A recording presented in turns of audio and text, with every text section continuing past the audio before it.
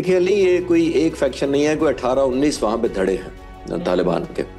एक बात तो ये है, और हर धड़ा जो है वो कहीं ना कहीं से फंडिंग ले रहा है। तो टेररिस्ट के थ्रू और ऐसी एक्टिविटीज जो दहशतगर्दी से रिलेटेड होती हैं उसको आसान होता है उनके लिए करना एग्जीक्यूट। उसकी वजह ये है कि दहशतगर्दी को मुकाबला करना इतना आसान नहीं होता जितनी ऑल आउट जंग का करना होता है, क्योंकि जब ऑल आउट जंग होती है दुश्मन आपके सामने होता है। तो ये इंडिया का क्या प्लान है? ये दोबारा कोई इलेक्शन आने होते हैं, ये जब ऐसी हरकतें करना शुरू कर देता है, या ये कोई सीरियस आपको लगता है कि उनके भी मामला हैं? और दुनिया की, जैसे मैंने कहा कि बहुत सारी फोर्सेज अपने इंटरेस्ट के लिए इनको फंड करती हैं और वो इनका सोर्स बेसिकली है इनकम का, और जो इनकी सस्टेनेबिलिटी होती है। तो पाकिस्तान की अल्हम्दुलिल्लाह वैसे बहुत बर्तरी है, लेकिन इस बर्तरी को हम मिसयूज नहीं करना चाहेंगे, क्योंकि हिंदुस्तान चाहता है कि हम ये बर्तरी उधर ही इस्तेमाल करें। अस्सलाम वालेकुम नाज़रीन, मैं हूं आपका मेज़बान अली तारिक और आप देख रहे हैं कैपिटल टीवी।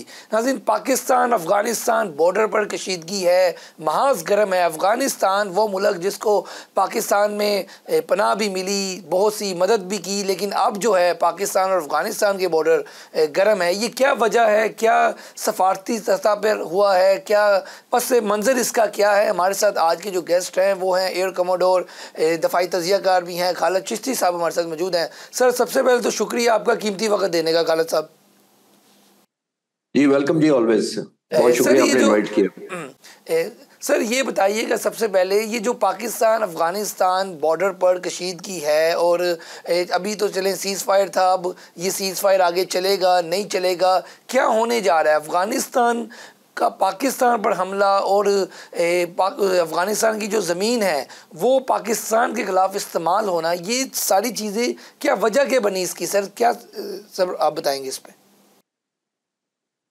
बहुत शुक्रिया अली, आपने इनवाइट किया। लेकिन इसकी वजह हिस्टोरिकल हमारा तो रवैया बहुत अच्छा है। एक क्लैश ऑफ इंटेंशन है इस वक्त तक, क्योंकि हमारी नीयत हमेशा से ठीक रही है और आज की नहीं है। सोवियत यूनियन ने जब कब्जा किया था 1979 में, रिसेंट हिस्ट्री में, तो पाकिस्तान ने बहुत सपोर्ट किया था।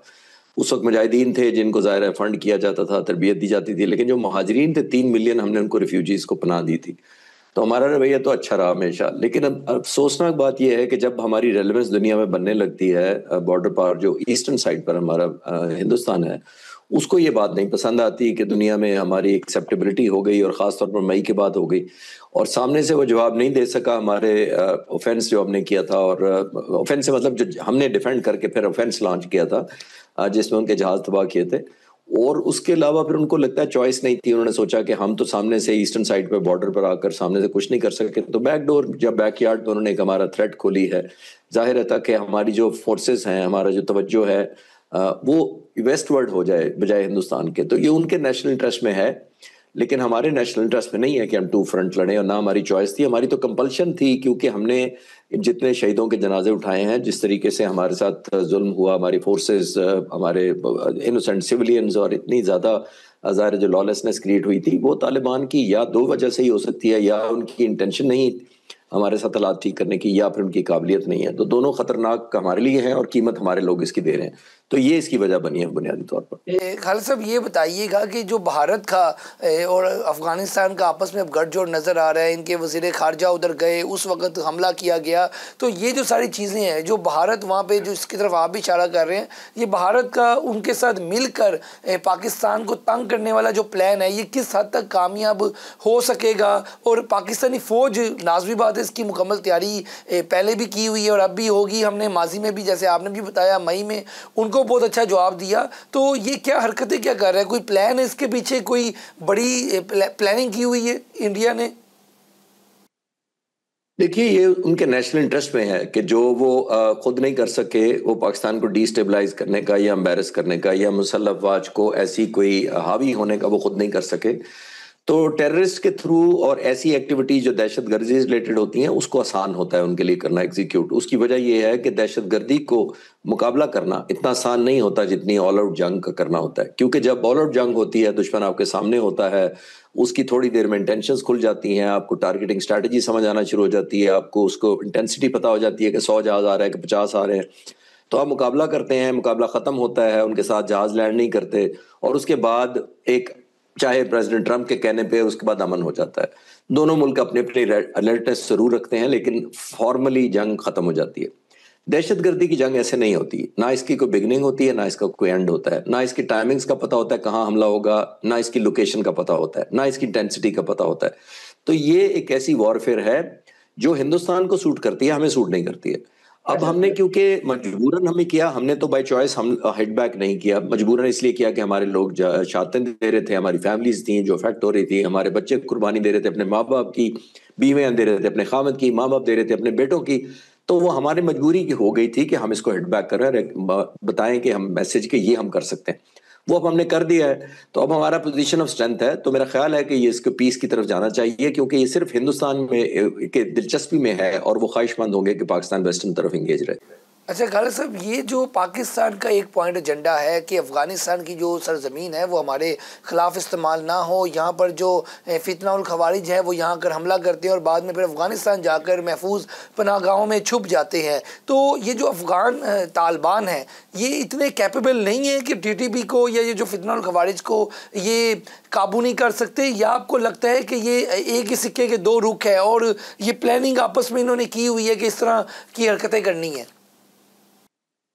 देखिए अली, ये कोई एक फैक्शन नहीं है, कोई 18-19 वहां पे धड़े हैं तालिबान के। एक बात तो ये है, और हर धड़ा जो है वो कहीं ना कहीं से फंडिंग ले रहा है, और बदकिस्मती से हमारे दोस्त ममालिक जो मिडल ईस्ट में है वो भी फंडिंग करते हैं इनको अपने मकासद के लिए, हमारे खिलाफ नहीं पर अपने मकासद के लिए। लेकिन जब वो करते हैं तो जाहिर है उनकी कैपेसिटी बिल्ड होती है, फिर हिंदुस्तान जैसे लोग जो मौका परस्त होते हैं वो ज्वाइन कर लेते हैं। एक बात हमें तय करनी चाहिए, क्योंकि ये बहुत एक पावर हब्स हैं सारे के सारे इंडिपेंडेंटली, तो आपस में एक दूसरे का ये लगाव करते हैं, जो मेरी अंडरस्टैंडिंग है कि ये एक दूसरे को खत्म या एलिमिनेट करने के लिए इंटरेस्टेड नहीं होते।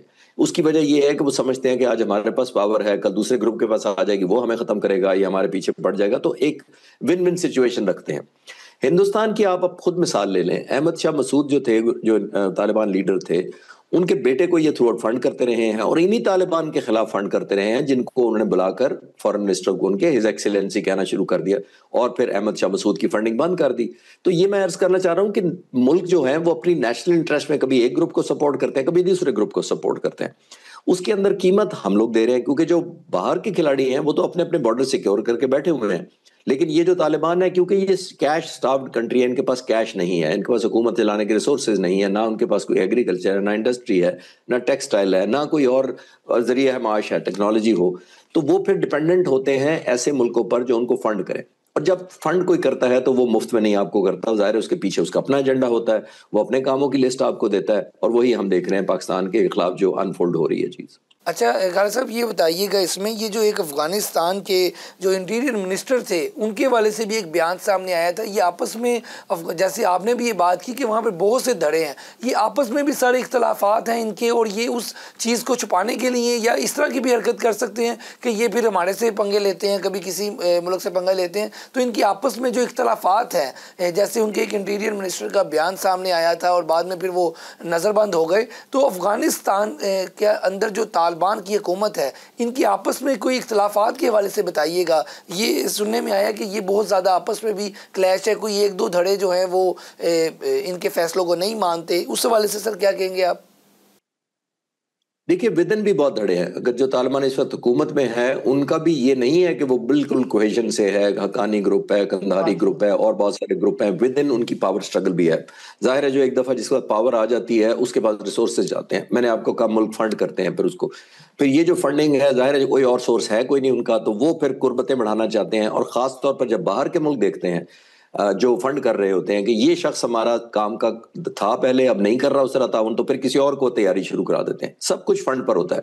जब बुनियादी ये कैश हो या आपकी जिसको कहते हैं कि करेंसी चले और करेंसी से आप कन्वर्जन कर लें, अपने लिए वैल्यू ऐड करें टेररिज्म के खिलाफ, तो फिर विदिन भी उनके रेस लगी हुई है। जो एक ग्रुप है जो इस वक्त हुकूमत होता है, विदिन भी इख्तलाफात हो जाते हैं, वो समझते हैं कि मैं लीडर होता तो बेहतर समझता, मेरे पास रिसोर्सेज ज्यादा आते। फिर जैसे मैंने कहा कि और ग्रुप भी हैं, मुख्तलिफ किस्म के ग्रुप्स हैं, तो उनके अपने भी नेशनल इंटरेस्ट नहीं है, एक कंसेंसस नहीं है कोई उनका। और जैसे मैंने कहा कि उनका एक इंटरेस्ट कॉमन है कि हम एक दूसरे को खत्म ना करें, क्योंकि खत्म करेंगे तो कल दूसरा आकर हमें खत्म कर देगा।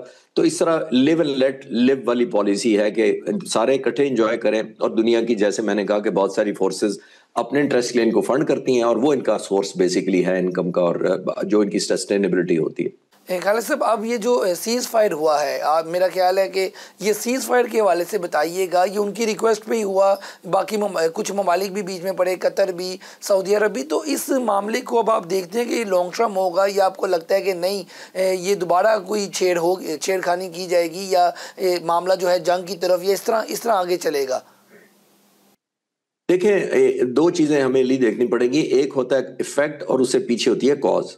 ये जो हमारे अगर धमाके हो रहे थे पाकिस्तान में, ये था इफेक्ट। ये नहीं कोई वजह है, नाराजगी है, फंडिंग हो रही है, उनकी अपनी इंटरेस्ट है कि हमें डिस्टेबलाइज है, कोई और मुल्क चाहता है, ये इफेक्ट। कॉज क्या है? कॉज जैसे मैंने कहा कि उनकी अपनी इंस्टेबिलिटी है, वो फंड पे करते हैं, वो कैश पे ट्रांसफर कर देते हैं टेरर को दूसरे मुल्कों में। हमें पहले रूट काज पर जाना चाहिए। रूट काज का मतलब ये है कि पाकिस्तान को चाहिए, हमारा अब देखिए पोजीशन ऑफ स्ट्रेंथ है इस वक्त, हमने हिट किया, बैक किया है और बहुत ज्यादा एलिमिनेट किया, उनकी टारगेटिंग स्ट्रेटजी हमने बड़ी कामयाबी से क्लोज की है। तो हम परमानेंट नहीं करना चाहिए। As a student of strategy मैं कभी नहीं चाहूंगा कि हम टू फ्रंट लड़ें, और लड़ना भी नहीं चाहिए, क्योंकि इस सारे से सिर्फ हिंदुस्तान खुश है। मैं बिल्कुल नहीं कह रहा कि कमजोरी की स्ट्रेंथ से करें या खुदा ना खास्ता हम दोबारा लॉसेज लेना शुरू कर दें, लेकिन इस वक्त हमने उनको मैसेज देना था कि अगर आप ये करेंगे तो आप एक कीमत देंगे। वो कीमत हमने बता दिया, वो बहुत ज्यादा उनके लिए, वो बर्दाश्त नहीं कर सकेंगे। तो अब हमें इंगेज करना चाहिए। जो पीस की तरफ आप इशारा कर रहे हैं वो टेम्पररी नहीं, उसको लॉन्ग टर्म करना चाहिए, लेकिन कॉज खत्म करके कि आप फंडिंग नहीं कराएंगे। दो चीजों पर जाहिर है वो कर रहे हैं, या उनकी नीयत नहीं है या उनकी सलाहियत नहीं है, एक बात है, या दोनों है। तो फिर हमें इंगेज करना चाहिए थ्रू सऊदी अरब, जिसके साथ हमारा भी डिफेंस एग्रीमेंट हुआ है, कि आप इनको समझाएं, चाइना को डालना चाहिए, वो इनको समझाएं, और वो एक मेज पर बैठ के हमें डिग्री ऑफ एश्योरेंस दें कि हम आइंदा फैसिलिटेशन नहीं करेंगे, या अगर हमारी कैपेबिलिटी तो हम मदद करने को तैयार है।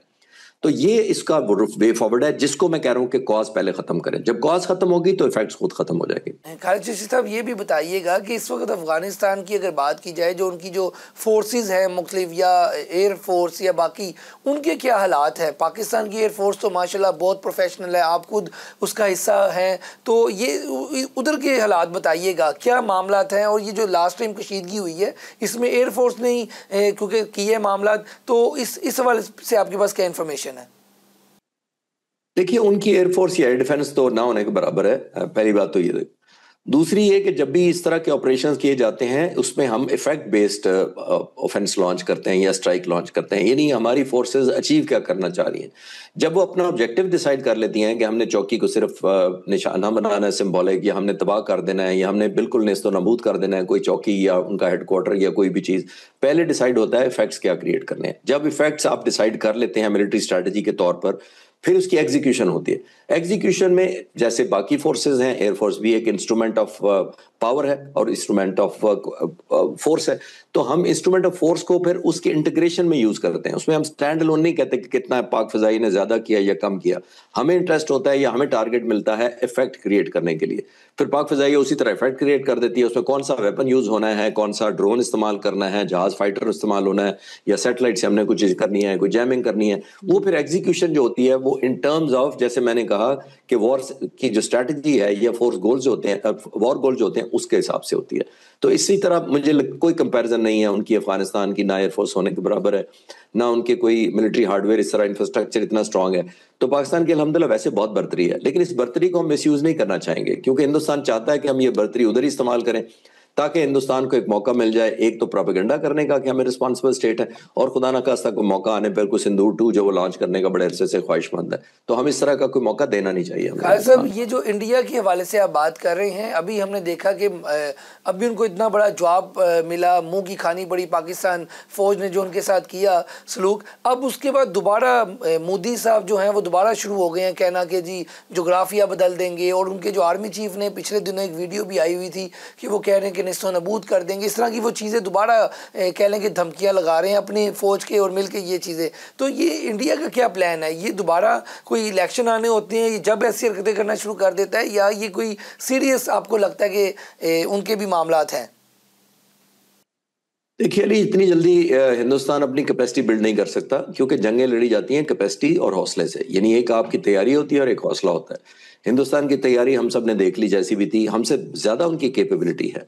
सलाहियत का मैं नहीं कह रहा, जो मसला इधर आया था विल टू फाइट जिसको कहते हैं, मैंने हौसला जो मैंने कहा है, तो जब हौसला ना हो तो इतनी जल्दी हौसला आपको ना तो किराए पर मिलता है, ना इंडक्शन करने से मिलता है, ना आने वाले जहाजों से फालतू से मिल जाता है। आपने पहले इंटीग्रेट करना होता है फाइटर जहाजों को, मिसाइलों को, एयर डिफेंस वेपन्स को, सैटेलाइट्स को, जैमर्स को, सारों की एक इंटीग्रेशन होती है, जैसे सुपर्बली पाक फिजाइया ने इस दफा की थी। तो मेरा नहीं ख्याल कि 4-5 महीनों में उन्होंने कोई अपनी ऐसी सलाहियत कर ली है कि हमारे सबक सिखाने की पोजीशन में आ गए हैं।